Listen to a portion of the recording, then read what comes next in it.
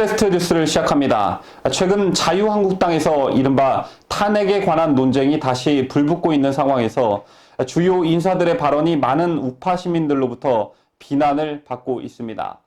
자, 우선 김무성은 탄핵은 불가피한 선택이었다라는 발언으로 그야말로 지탄의 대상이 되어 있고, 여기에 나경원은 박근혜 대통령이 한평생 감옥 갈 정도로 잘못했나 국민이 공감 안 한다라는 맞는 말을 했지만 그러려고 탄핵을 주도했냐라는 비판에 직면해 있습니다.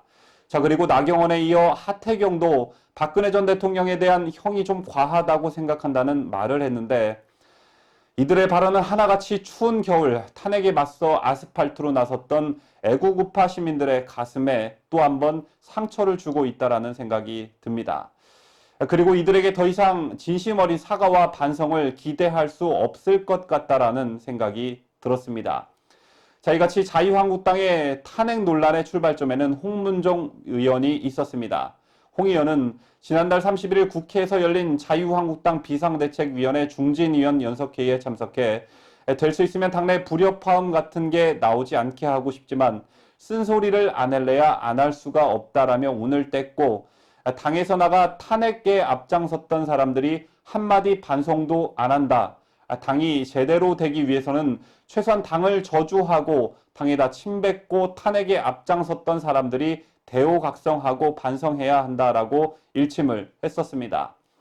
자, 그러면서 김병준 비상대책위원장을 향해 탄핵 백서를 만들어 달라고 거듭 요청했습니다. 자, 그는 탄핵의 로드맵을 만들어서 탄핵이 어떻게 잘못되었는 걸 얘기해 달라며 탄핵 백서 제작이 우리 당이 하나가 될 수 있는 방법이라고 강조했습니다. 자, 그리고 발언을 마친 홍문종 의원은 그대로 일어나 자리를 떠났습니다. 자, 그리고 최근 홍문종 의원은 자신의 SNS를 통해 다하지 못한 말을 전했는데, 오늘은 홍문종 의원이 쓴 글을 구독자 여러분들께 소개시켜 드리겠습니다. 자, 참고로 저희 데일리베스트는 탄핵 찬성파에 대한 강한 비판을 견지해왔고, 동시에 제 역할을 다하지 못한 이른바 친박 의원들에 대한 비판 또한 일관성 있게 견지하고 있음을 알아주셨으면 좋겠습니다. 자, 다만 이 같은 홍문종 의원의 글을 구독자 여러분과 공유하고자 하는 것은 홍 의원의 늦은 깨달음일지는 모르겠지만 비교적 짧은 글에 탄핵 찬성파에 대한 비판의 핵심이 잘 담겨 있기 때문입니다. 자, 그럼 홍문종 의원의 글을 여러분과 함께 공유해 보겠습니다. 이 정권 탄생 이후 수많은 우파 지지자들이 태극기 깃발 아래서 피울음을 쏟는 일상을 이어가고 있는지 어느덧 2년 세월이다. 생각하면 가슴 아픈 비극의 시간들이다. 이 모든 파국의 시작이 반기문 전 유엔 사무총장의 확장성을 맹신한 이들의 경거망동에서 비롯됐다는 건 주지의 사실이다. 한솥밥을 먹던 대통령을 탄핵했던 이들이 말했다.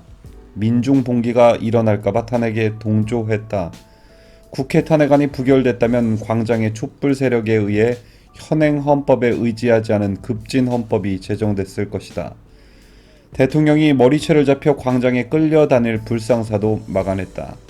우리나라는 법치국가니 법치의 결과인 헌재의 탄핵 결정에 무조건 순응해야 한다. 결국 우리는 아무 잘못이 없다는 강변이었다. 그러나 그 해명에는 구멍이 너무 많다.